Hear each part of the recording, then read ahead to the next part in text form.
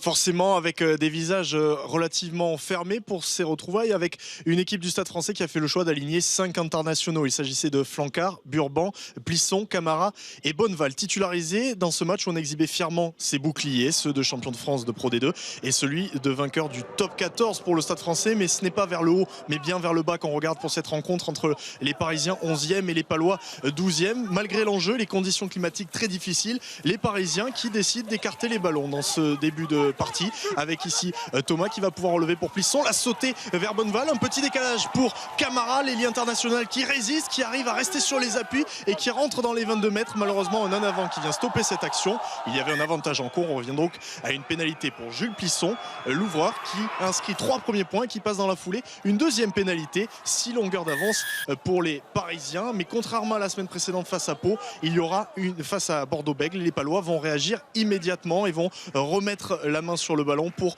permettre à Marquez, qui a décidé de suppléer Colin Slade dans l'exercice des tirs au but, de passer à son tour. 3 petits points, 3 pour la section paloise, 6 pour le Stade Français après 18 minutes de jeu. Les Palois qui insistent, ils viennent d'encaisser une nouvelle pénalité par Jules Plisson, mais ils sont en train de produire de plus en plus de jeux et sont en train de monopoliser le ballon dans cette fin de première période. On insiste au près avec Marquez, puis après avec Jaco. Avantage en cours, on décide de l'exploiter. Colin Slade par un jeu au pied de pression sur Bonneval qui résiste au retour de Traille aplati en 2 temps pour sauver son camp. On revient à la pénalité pour Samuel Marquez qui permet à la section de revenir à 3 petits points à la pause. 9 pour le Stade Français, 6 pour la section paloise dans un match où il y a eu des coups également entre partenaires de Mola Elai, le coup de coude involontaire et des points de suture pour Colin Slade.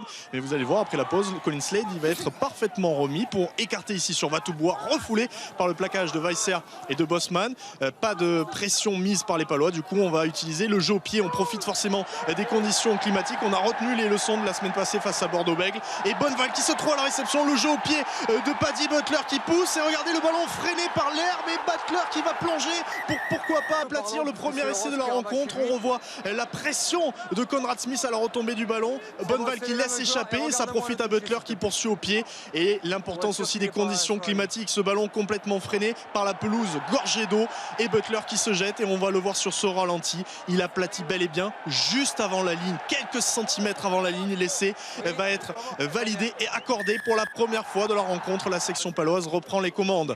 Le Stade Français dans le doute qui fait rentrer des internationaux à l'image de Rabah Slimani qui doit rentrer immédiatement pour une mêlée. Vous allez voir immédiatement également sanctionné. Rabah Slimani, c'est lui qui est pris à la faute dans ce duel avec Julien Jaco. Samuel Marquez qui va concrétiser cette domination dans le secteur de la mêlée de la part de la section paloise et donner 7 longueurs d'avance à son équipe.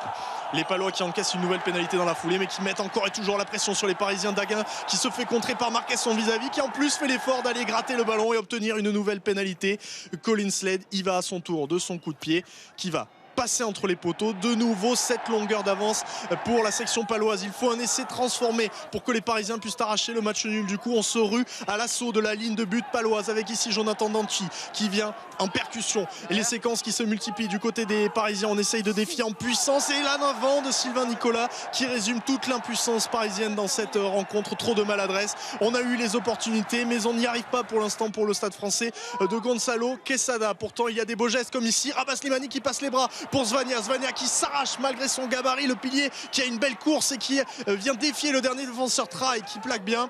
On peut assurer la continuité du jeu avec Bosman, la remise intérieure pour Danti qui se fait gratter le ballon par Dobagna. Le courage des Palois qui est en train de payer avec Dobagna qui vient prêter main forte à ses avants. Les Parisiens qui dans les dernières secondes de cette rencontre obtiennent une pénalité. Ils font le choix de ne pas prendre les points quitte à sacrifier le bonus défensif mais d'aller chercher le match nul. Sur l'action qui suit on va jusqu'à l'aile de Weisser refoulé juste à l'entrée des 22 mètres. Vous l'entendez, la sirène a retenti. Il faut un essai transformé mais non, il va y avoir un avant de Rabah Slimani. C'est la fin de cette rencontre. Succès 19-12 de la section paloise. Les Parisiens rentreront bredouilles de leur voyage dans le Béarn. En revanche forcément beaucoup de satisfaction au micro de François Plisson pour Sam Marquez qui salue le travail de ses avants.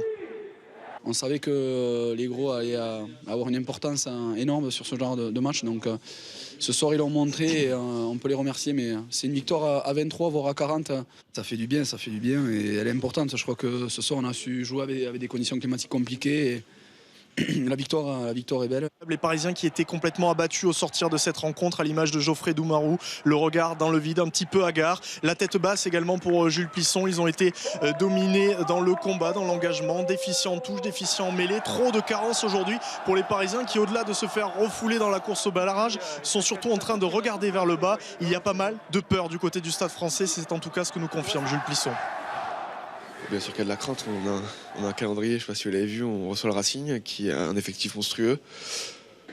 On reçoit La Rochelle qui n'auront pas beaucoup d'internationaux. On va à Toulouse en sortie de tournoi et après on va à La Rochelle. Donc je vous laisse faire le calcul, si on gagne pas, si on prend pas des points, vous savez où on finira. Ce serait trop facile de dire oh, ils ne sont pas habitués à jouer le maintien. Du coup, non. Là, dans toutes les équipes, il y a des joueurs de caractère et des joueurs avec un peu moins de caractère. On va s'appuyer sur ceux qui ont le caractère pour affronter cette situation. Et ceux qu'on sentira trop fébriles, ils ne seront pas capables de jouer, donc on ne les fera pas jouer.